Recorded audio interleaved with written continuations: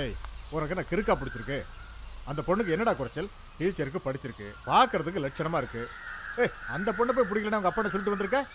உனக்கு என்னதான்டா பிரச்சனை? ஏன் உனக்கு தெரியாதா? இப்போ என்னதான் பண்ண சொல்ற? அப்பா, எனக்கு கல்யாணம் பண்ணி வைக்கணும்னு நினச்சேன்னா அந்த மயில்சாமி பொண்ணு பத்மாவை கட்டி வை. இல்லைன்னா எனக்கு கல்யாணமே வேணாம், என்னை விட்டு நான் இப்படியே இருந்துட்டு போகிறேன். அந்த பொண்ணுக்கு காதும் கேட்காது, வாயும் பேச வராது. அவளை போய் கட்டிக்கணும்னு ஏன்டா இவ்வளோ பிடிவாதமா இருக்க? அப்பா, நான் அந்த பொண்ணு லவ் பண்ணுறேன்ப்பா.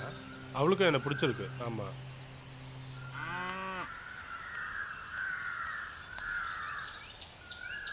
எனக்கு என்னமோ அப்படி தோணலை. அப்பா, அந்த பொண்ணு விஷயத்தை விடுங்க, அதை நான் பார்த்துக்கிறேன்.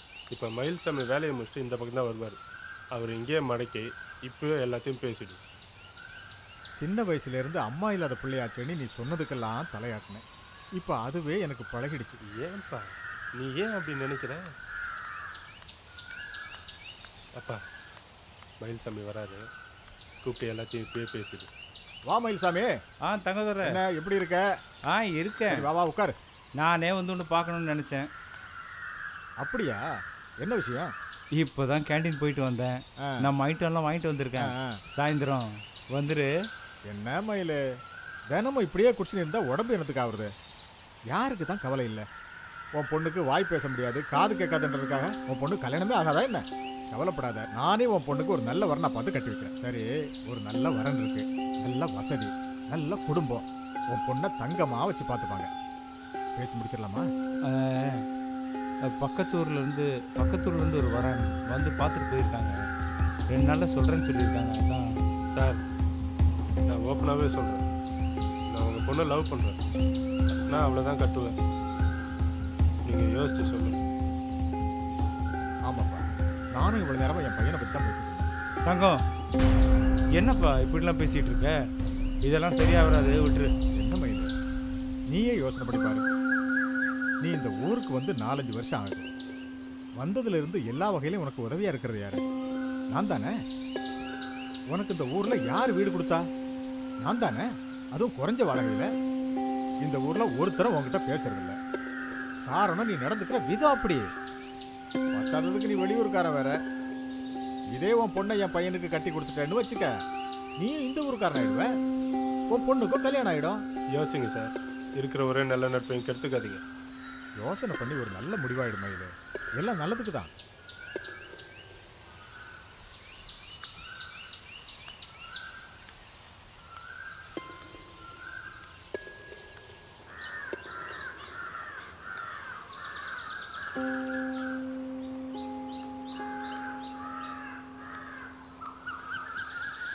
நளினி எங்க அவளை உள்ள போய் பாருங்க.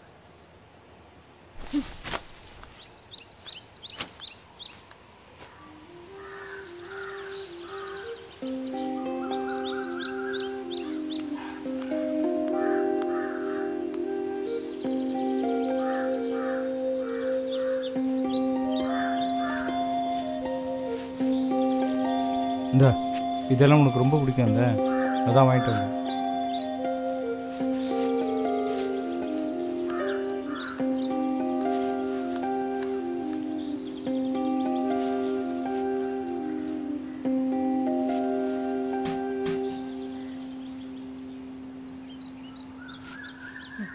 இதையெல்லாம் வாங்கிட்டு வந்த காசுக்கு நீ எங்கேயாவது குடிச்சிட்டு விழுந்து கிடந்தா கூட சந்தோஷப்பட்டிருப்பேன். ஏய், சும்மா எதையாவது ஆரம்பிக்காதடி, பசிக்குது, சாப்பாடு எடுத்து வைப்பா.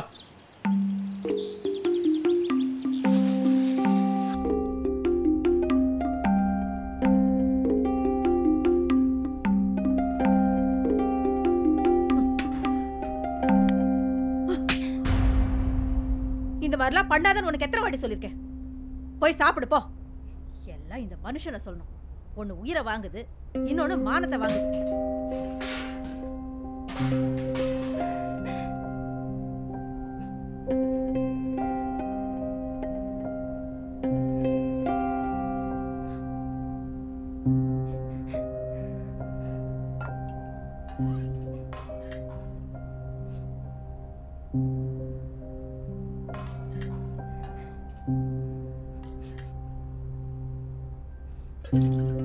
என் சனியனை வந்து சாப்பிடு. ஏய், ஏண்டி எப்போ பார்த்தாலும் திட்டிக்கிட்டே இருக்க? பத்மா, வா வந்து சாப்பிடு. நீங்க கொடுக்குற செல்லம் தான் அது இப்படி பண்ணுது. ஏய் எப்ப பார்த்தாலும் நொய் நொயின்னு ஒரு நாள் என் நிம்மதியா போச்சு. போய் 2 ஆம்லெட் போட்டு எடுத்துரு வா. இந்த வீட்டுல நான் எது பேசினாலும் தப்பு.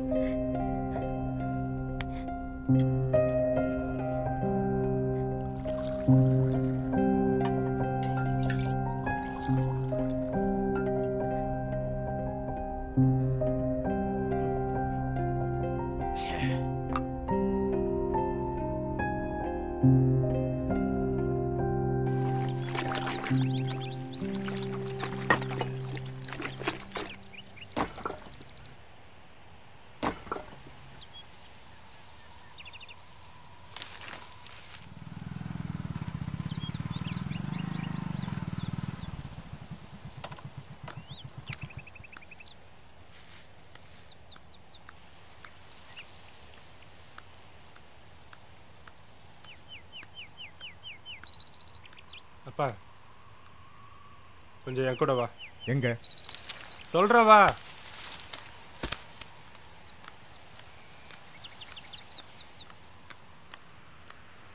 அந்த பொண்ணுக்கு என் மேல விருப்பம் இருக்கான்னு கேட்டல, இப்போ நிரூபிக்கிறேன். நீ இங்கேயே மறைஞ்சிருந்த பார்.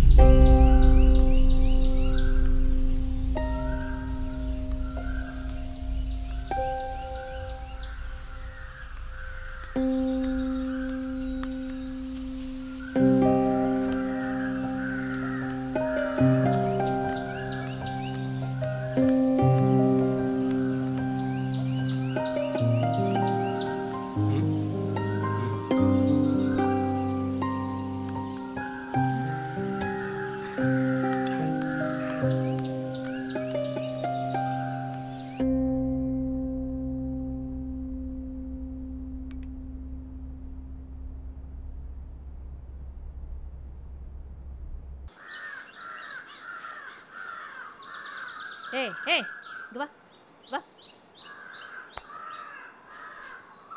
நாய நாய என்னடி காலங்காத்தால இது என்ன பண்ணிட்டு வந்திருக்கு பாருங்க.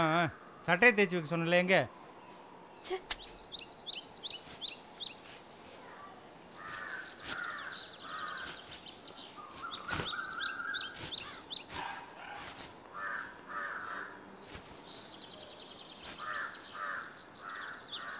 மயில்சாமி வாங்க தலைவரே வாங்க. என்ன மயில்சாமி சௌக்கியமா? இருக்கேன். உட்காருங்க. நல்லி தண்ணி எடுத்துட்டோமா? சொல்லுங்க தலைவரே, வீட்டில் எல்லாம் சௌக்கியமா? சௌக்கியம் தான் மயில்சாமி. தண்ணி சாப்பிடுங்க தலைவரே. வணக்கங்க. வாமா. வேணாம் மாமா. ஆமா, என்ன பகல்லே குடிக்கிறியா? குடிச்சா உன் பிரச்சனை எல்லாம் சரியாயிடுமா? அப்படி இல்லைல்ல தலைவரே, நான் ஒழுங்காக தான் இருக்கேன்.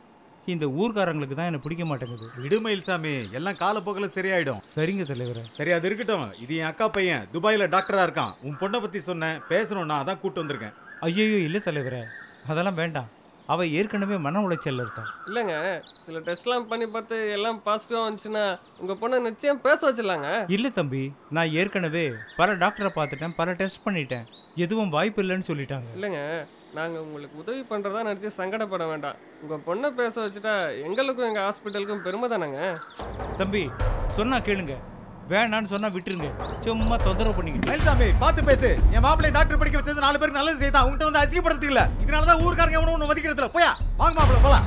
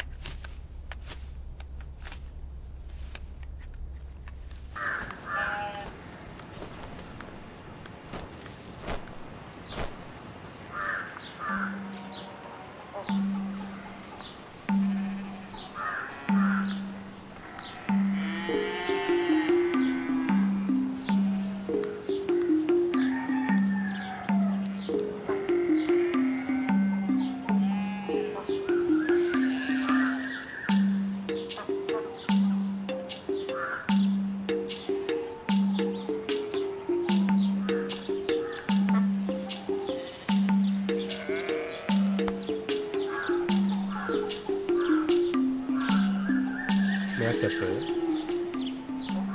அப்படி எங்கே போகிற மேக்கப் போட்டுன்னு? சரி, அதை விடு. என்னதான் நினச்சிட்டு இருக்க உன் மனசில்?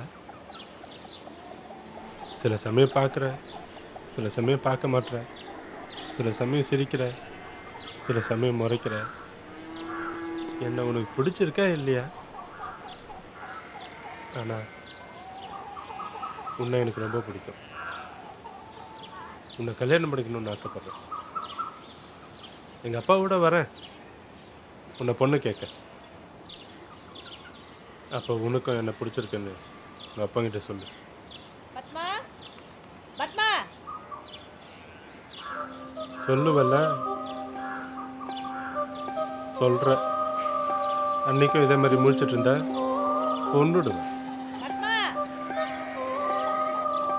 வரேன்.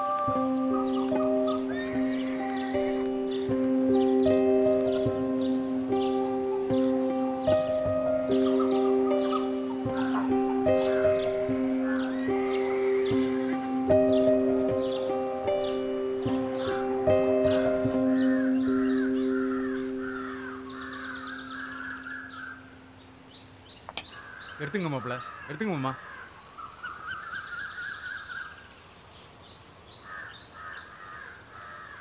ஏண்டா மாப்பிள்ள, உனக்கு வேற பொண்ணா கிடைக்கல? அந்த பொண்ணை கட்டிக்கிறேன்டா. ஊன்னு சொல்றா. நானே ஒரு நல்ல பொண்ணா பார்த்து கட்டி வைக்கிறேன். நான் எவ்வளவு சொல்லியும் கேட்கல. நீ சொல்லி தான் கேட்க போறானா? மாமா, நீங்களாம் சேர்ந்து அந்த பொண்ணை எனக்கு கட்டி வைக்கிறீங்களா?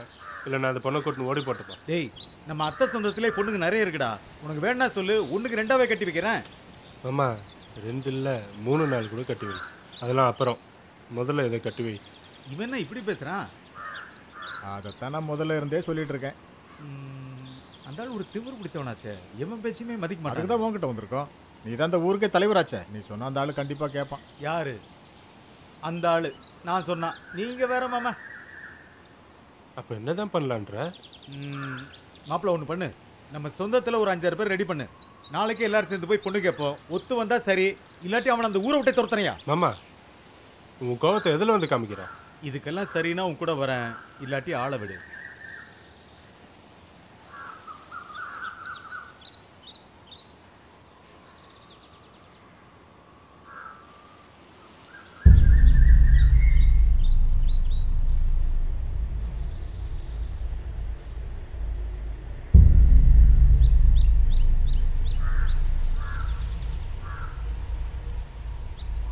எல்லாம் எதுக்கு வந்திருக்கீங்கன்னு புரியுது. புரிஞ்சும் பேசாம இருந்தா என்னதான் அர்த்தம்?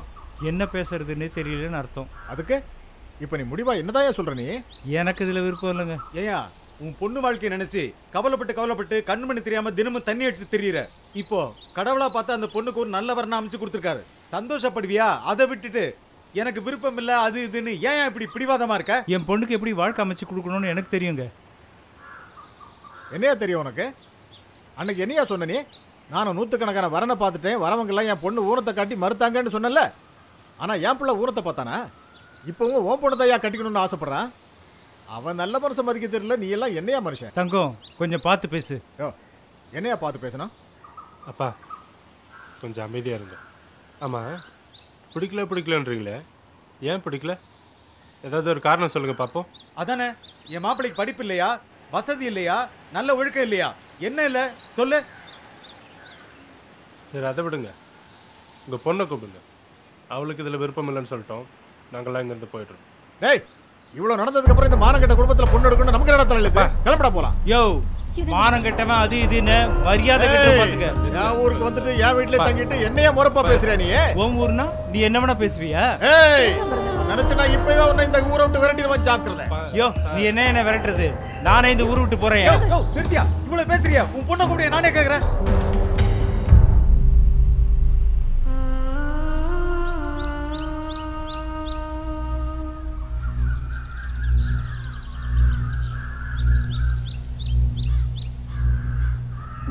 நான் உன்னை விரும்புகிறேன்னு இங்கே எல்லாருக்கும் தெரியும்.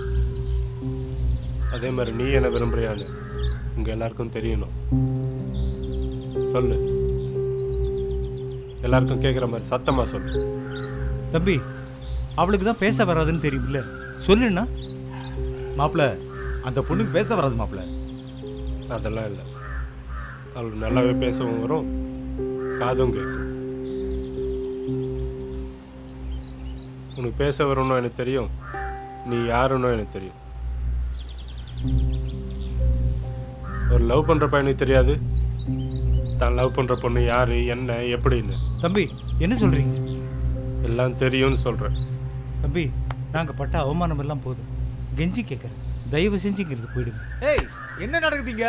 யார் இந்த பொண்ணு? என்ன தெரியும் உனக்கு? தம்பி வேணாம், இங்கிருந்து போயிடுங்க. ஏய், என்னாச்சு? என்னத்தை மறைக்கிற?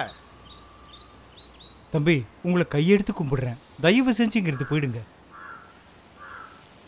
என்னன்னு சொல்லி தொலையேண்டா.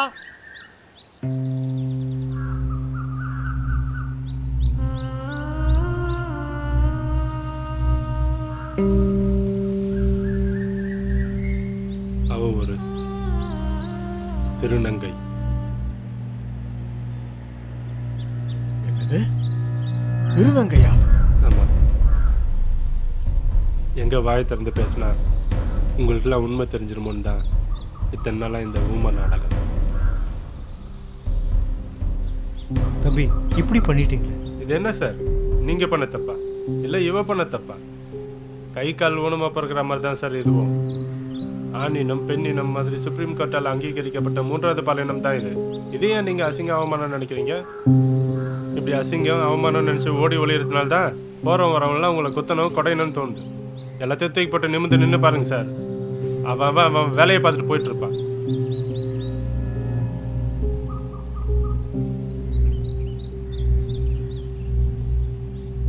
நீங்க சொல்றதெல்லாம் சரிதான், ஆனா இவளை பத்தி உங்களுக்கு முழுசா தெரியாது.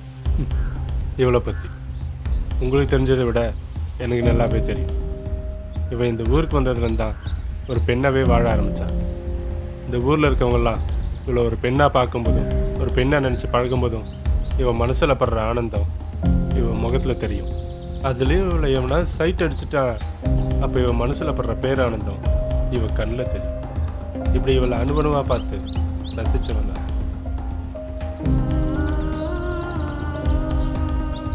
அதுக்காக உங்க 2 பேருக்கும் கல்யாணம் பண்ணி வைக்க முடியுமா? அதை இந்த சமுதாயம் தான் ஏத்துக்குமா? யாருங்க சமுதாயம்? நீங்களும் நானும் சேர்ந்தது தான் சமுதாயம். முதல்ல நீங்கள் திருந்துங்க, அப்புறம் மற்றவங்களை குற்றம் சொல்வீங்க. இந்தியாவின் முதல் திருநங்கை மாடல் தெரியுமா? நிக்கி சாவ்லா. இந்தியாவின் முதல் திருநங்கை அறக்கட்டளை நிறுவனர் கல்கி சுப்பிரமணியம். இந்தியாவின் முதல் திருநங்கை சப் இன்ஸ்பெக்டர் ரித்திகா யாஷ்னி. இந்தியாவின் முதல் திருநங்கை செய்தி வாசிப்பாளர் பத்மினி பிரகாஷ். இதில் குறிப்பிடத்தக்க விஷயம், பத்மினி பிரகாஷ் இப்போ திருமதி பத்மினி பிரகாஷ். 2004 நாகராஜ பிரகாஷ்ங்கிறவரை கல்யாணம் பண்ணிக்கிட்டாங்க. இவங்கெல்லாம் திருநங்கைகளோட உரிமைகளுக்காகவும் முன்னேற்றத்துக்காகவும் போராடிட்டு இருக்கவங்க. இவங்கள இந்த சமுதாயம் ஏற்றுக்கலையா? இவங்கெல்லாம் இந்த சமுதாயத்தை சேர்ந்தவங்க இல்லையா?